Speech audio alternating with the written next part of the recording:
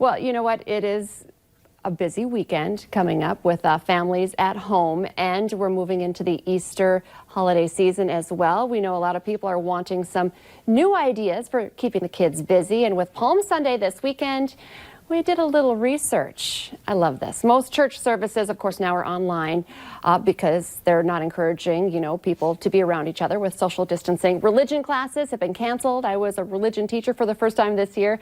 I'm off the hook. No more teaching for me. But it doesn't mean you should not still celebrate the season with your family. So we're going to check in with Hope Lutheran Church in Fargo. They're joining us now on the 702 communications line to talk about, well, Pastor Paul, I love this. Some different things that families can do even starting this weekend to kind of show that they're still part of the church family, because we're disconnected in some ways. What are you guys doing to stay connected? Sure. So Palm Sunday is this Sunday, and it begins a 7-week or 7-day period called Holy Week. And we were lamenting that we could have kids waving palms in church. So we said, well, what if we find a way for them to do this at home? They can grab some construction paper, some chalk art on the sidewalk, all that's covered right now, or paint on the windows, whatever it is, and put the palms out there. And then we put a hashtag with it called King of My Home. And our children's ministry team has been putting out videos and content every day to help kids and families have activities that they can do at home to celebrate Easter, to celebrate Holy Week. I love this. I'll give out a quick shout out to my church, Holy Cross Catholic Church. It actually sent out an email to all of the families saying, this is what you can do on Sunday since we're not going to come together. And I felt like it was an email to me as a parent, put, some palms on my door. And then a gal that goes to Hope Lutheran that I work with, she said, hey, my kids and I are already set to work on making these palms this weekend. And you touched on this. So now I've been join the Facebook group for Hope Lutheran. I hope that's okay. And you guys are really doing a great job kind of helping parents out, because I feel like now that religion classes, are on hold as well, this is a great way for, parents to have a resource to come up with some of these ideas. Yeah, just like the schools have been putting content online, we have put all of our Sunday school, middle school, and high school ministry content online for parents and kids.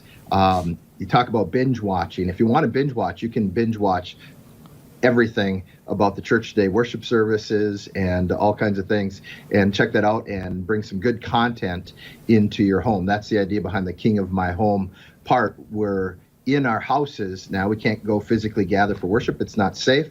So we can still remember, though, that Jesus is King of our house. He is Lord of our hearts, and bring that great content right into our homes. I love that. I love that you're using this platform. And I know it's not new just because of the pandemic right now, but I just think it's a great resource for people.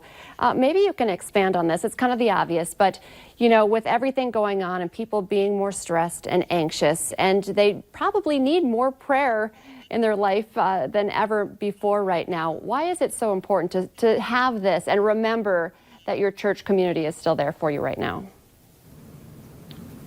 Absolutely. I think it's important to remember, even though that we are quarantined and we're isolated, we're not alone, that you are not alone. I'm thankful every day that we have this technology where we can reach out to one another.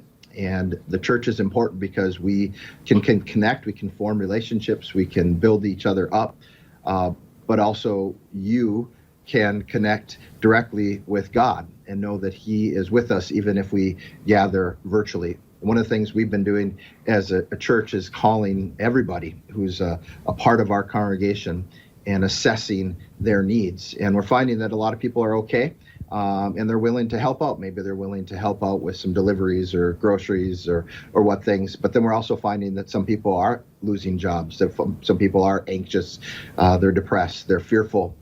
They're isolated, they're vulnerable, whatever it may be. And so we're able to meet their needs individually and connect with them, even though we're in such a difficult time. So I think it's really important. Our faith is our rock. It's our foundation. And it's the anchor that guides us through tumultuous times. And Pastor Paul, I I could not agree with you more. And I know especially for kids, especially for adults, especially for kids, I'm going to add some links for some ideas from the Hope Kids Facebook page. And yeah, families can get together and still celebrate. I know I've been seeing this a lot. You can't take away Easter. It doesn't matter what's happening. We're still going to be celebrating Palm Sunday and Easter in our homes and with our church community online. So thank you so much for your time, and everyone be looking for those links under our hot button at valleynewslive.com. Thank you so much for your time. Absolutely. Can I add one more thing? Yep. Okay. I want to encourage parents that, think about the content that is surrounding your kids at this time. And it's our job to make sure that we're listening to them. And that we're helping them process and understand this at their age level in a way that they can understand. They're also fearful, they're anxious, they're grieving, and it's okay for them to have those emotions. But watch how much you're transmitting all that. The news, the media is constantly about the anxiety. So put some positive content in your kids' lives each day so that they can know that they're stable, that they're secure, that they're going to be okay. It's a great point. Thank you so much for your time today. All right. Thanks, Lisa. Stay with us. Coming up here on North Dakota Today, drug overdoses are also a national crisis.